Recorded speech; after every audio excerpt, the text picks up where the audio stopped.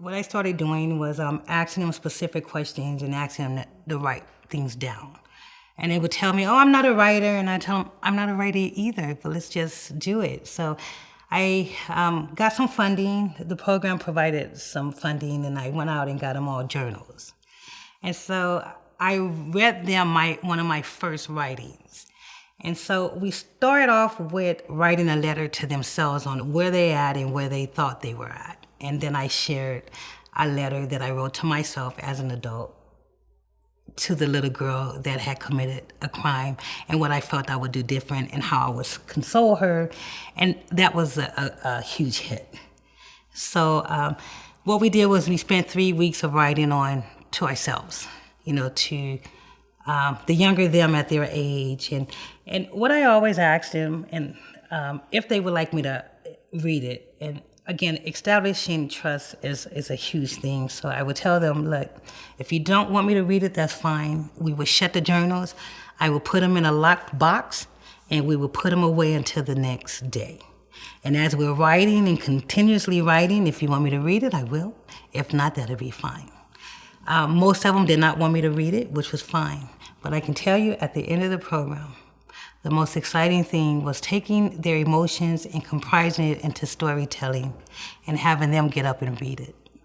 Having them to get up and read it in front of their parents, which looked at them on a whole different level. And then that's where the trust came in at. And then they allowed me to read their writings and share their writings, and that's how my class ends. And then we do a huge graduation for them. We present them with certificates. We have their families involved, and then I try to keep up with where they're going. I always start off too, just to intercept a little bit more on goals. When we start the program, I always tell them, give me 3 goals, and I participate too, because I want them to know that even as an adult, it is not easy to have a goal and to continue it unless you have somebody right there helping you fight with it.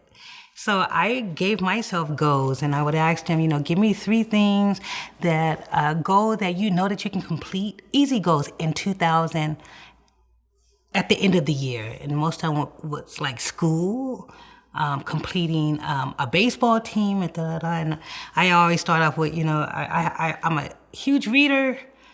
My goal is to finish this book, and because I told you guys it's my goal, I'm up every night trying to complete this book. And then at the end, we're like, where are we at with these goals? And then we talk about these goals.